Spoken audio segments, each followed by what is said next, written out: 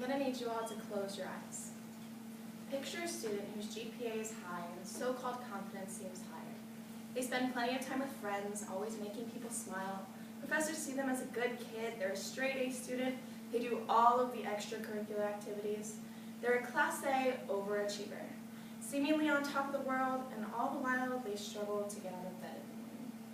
They spend hours studying to achieve their high grades, but would rather just shut down and let everyone out.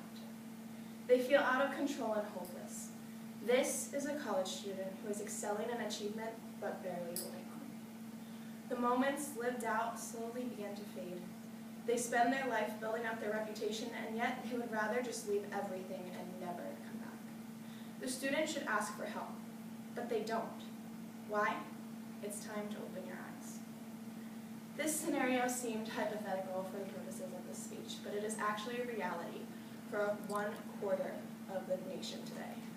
According to studies done by Johns Hopkins, 1 in 4 individuals above the age of 18 live with depression or a similar diagnosable mental condition. That's approximately 57.7 million people and 480 million people worldwide. Mental illness is real, but that's not a surprise to any of us. There's been a light shining on it in the media for the past few years, but has that light shining really made a positive impact or made the problem go away? We may all share the, hey, it's okay not to be okay post, and the, you know what, I'm here for you. But when someone really speaks up to us about anxiety or depression, the listener usually has to take a step back and hide their first idea because suddenly their thoughts of that individual are tainted.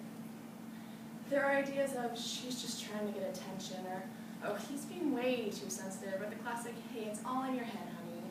But these are the foundation of the biases that are just soaking our society today.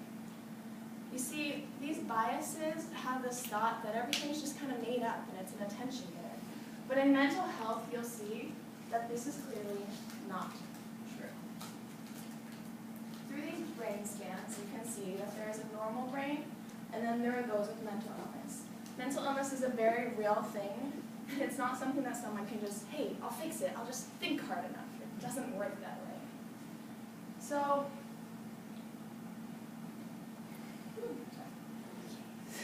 studies have revealed that nearly 68% of Americans anticipated mental health discrimination in the workforce, and 42% of individuals experience mental health discrimination on a daily basis. The Mental Health Foundation found that 9 in 10 individuals suffering from mental illness have been negatively impacted or discriminated against due to the stigma of society after being open about their thoughts and emotions. You see, they're the least likely to be included in mainstream society, and if you were in this position, would you really want to be open about it too? I wouldn't.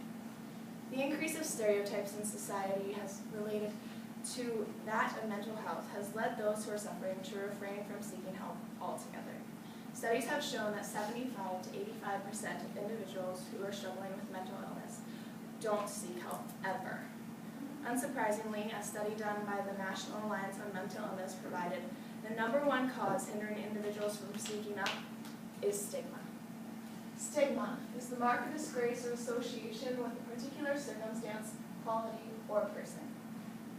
You see, the stigma against mental health seeps into every crack of our being.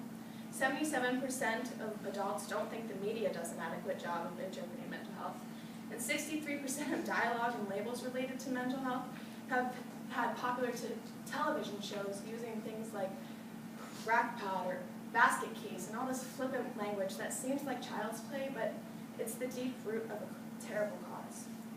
Along with that, 1 in 4 people who believe that mental health is related to violence say that that has stemmed from a television or a film, according to the BCID.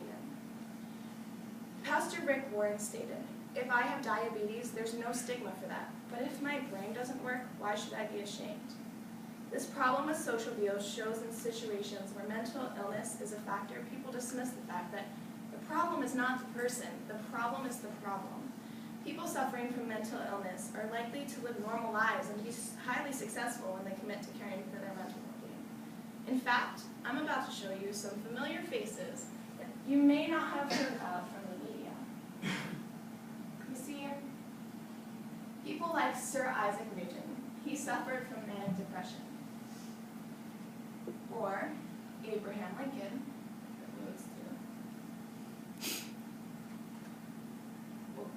Beethoven battled bipolar disorder.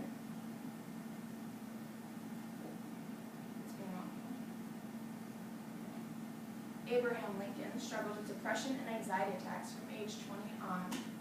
Princess Diana struggled with bulimia and depression. Billy Joel struggled with serious depression and actually attempted suicide, ending with him putting himself in a mental hospital to get help.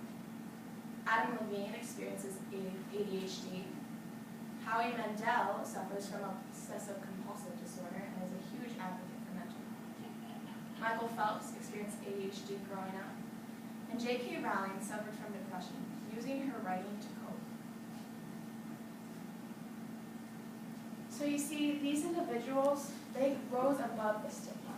It was surrounding them at every place, but still, they chose to get help, to rise above it. Because mental illness is not a weakness, and it's not a hindrance unless we allow it to be. Our generation is the future of America. We can make a difference, but it's time for us to stop the stigma. We have to stop stigmatizing mental illness, stop the bias, and start now. It's time to start here and to start with you. You have the ability to spark the change, so do it.